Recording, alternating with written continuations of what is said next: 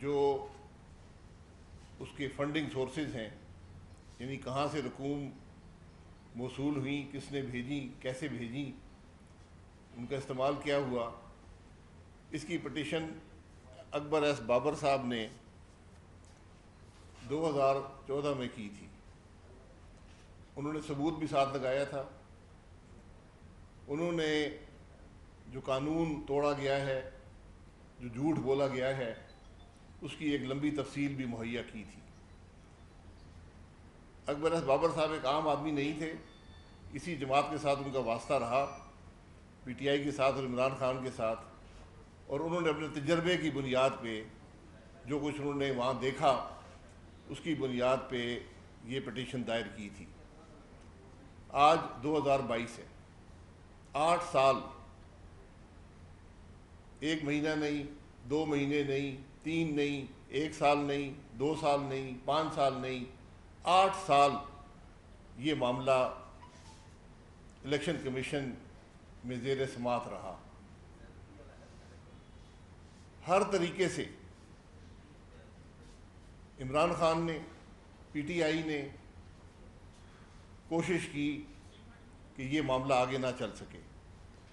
کبھی وکیل تبدیل ہو جاتے تھے، کبھی ہائی کورٹ میں پٹیشنیں ہوتی تھیں، ہر حربہ قانون کے اندر تھا یا نہیں تھا وہ استعمال کیا گیا۔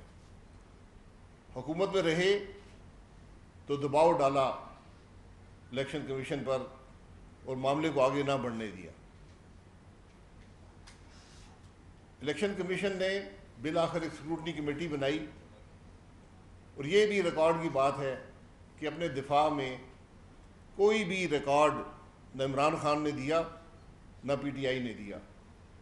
8 سال کا عرصہ گزر گیا، جو ریکارڈ آیا وہ اسٹیٹ بینک سے آیا یا بیرون ممالک جو پبلک ڈسکلوجر کے لاز ہوتے ہیں، یعنی جو انفارمیشن عوام کے سامنے رکھی جاتی ہے، وہاں سے لیا گیا۔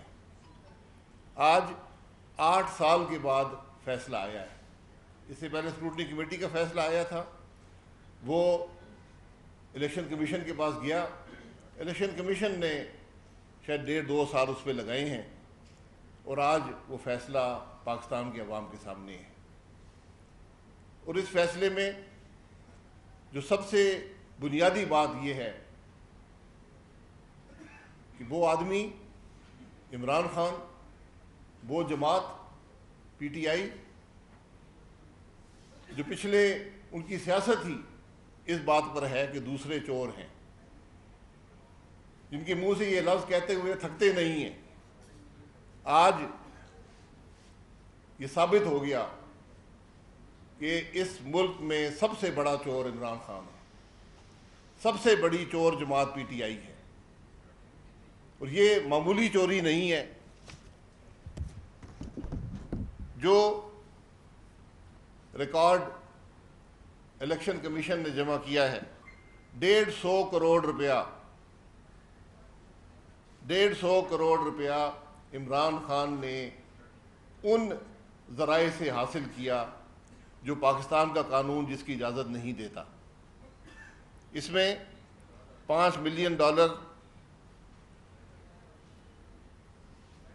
ڈالروں میں آئے، 22 کروڑ روپیہ آیا، اور 8 لاکھ پاؤنڈ آئے۔ یہ 150 کروڑ روپے کی رقم جو ہے یہ عمران خان نے حاصل کی ان ذرائع سے جن کو پاکستان کا قانون اجازت نہیں دیتا کہ وہ پاکستان کی کسی بھی پولیٹیکل پارٹی کو فنڈنگ کر سکیں۔ ان میں ہندوستانی شہری بھی شامل ہیں، اس میں اسرائیلی شہری بھی شامل ہیں۔ دوسروں پر غداری کا الزام لگانے والے آج ان باتوں کا جواب دیں کہ ہندوستانیوں اور اسرائیلیوں سے فنڈنگ حاصل کر کے وہ کس کا کام کر رہے تھے۔ امریکہ سے جو فنڈنگ آئی اس کی ایک بڑی لمبی تفصیل ہے۔ 2 کمپنیاں امریکہ میں بنائی گئیں، کینیڈا میں بنائی گئیں، آسٹریلیا میں، پتہ نہیں کون سے ممالک میں، کون سا ملک ہے جہاں نہیں بنی، اور سب دھوکہ دینے کے لیے۔ ہر کمپنی کے آگے پی ٹی آئی لکھا ہوتا تھا۔ کیا قانون اس بات کی اجازت دیتا ہے یہ کمپنیاں وہاں پر غیر ملکیوں سے رقم بھی لیتی تھیں اور غیر ملکی کمپنیوں سے رقم بھی لیتی تھیں۔ 34 غیر ملکی شہری، جن میں ہندوستانی اور اسرائیلی بھی شامل ہیں، اور 351 غیر ملکی کمپنیاں۔ پاکستان کا قانون ایک غیر ملکی کمپنی سے بھی پیسہ لینے کی اجازت نہیں دیتا۔ پاکستان کا قانون ایک بھی غیر ملکی شہری سے کوئی رقم حاصل کرنے کی اجازت نہیں دیتا۔ یہاں پر 34 غیر ملکی کمپنیاں اور 34 غیر ملکی شہری ہیں، 351 کمپنیاں ہیں۔ کمپنیوں کی رقم اس لیے زیادہ ہے کہ کمپنیوں میں پتہ نہیں چلتا کہ اس کے اندر کون سے لوگ ہیں، کون سے ممالک ہیں جو یہ فنڈنگ دے رہے ہیں، صرف کمپنی کا نام آتا ہے۔ جو ایک بڑا نام آیا جو بھوٹان کرکٹ کلب ہے، یہ کیمن آئلینڈ کی کمپنی ہے، اس سے تقریباً 55 کروڑ روپیہ عمران خان کو بھیجا گیا، اور آج کہتے ہیں جی یہ کرکٹ کے پیسے تھے، یہ فلاح و بہبود کے پیسے تھے۔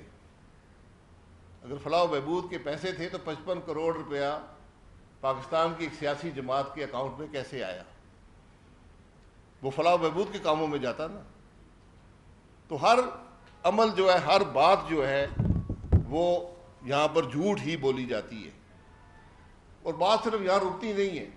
ابھی تو 68 صفحے کا فیصلہ ہے، اس کو ہم ذرا اس کو صحیح طرح سے اینالائز کر کے تو حقائق پاکستان کے عوام کے سامنے رکھیں گے، لیکن جو سطحی طور پر اس کو دیکھا ہے، ایک تو یہ واضح ہے کہ کم از کم 150 کروڑ روپیہ یا شاید اس سے بھی زیادہ عمران خان نے غیر ملکی شہریوں اور غیر ملکی کمپنیوں سے حاصل کیا، جس کے بارے میں پاکستان کا قانون بالکل واضح ہے کہ آپ ایک پیسہ بھی غیر ملکی کمپنی، غیر ملکی حکومت یا غیر ملکی شہری سے نہیں لے سکتے۔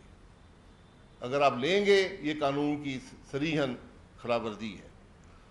دوسری بات، بیرون ملک کمپنیاں بنائی گئیں، پیسے لیے گئے، وہ کمپنیاں کیا تھیں، کیا پیسے لیتی تھیں، کس سے لیتی تھیں، کسی کو علم نہیں ہے۔ ان کی کوئی ڈکلریشن الیکشن کمیشن کے پاس نہیں ہے۔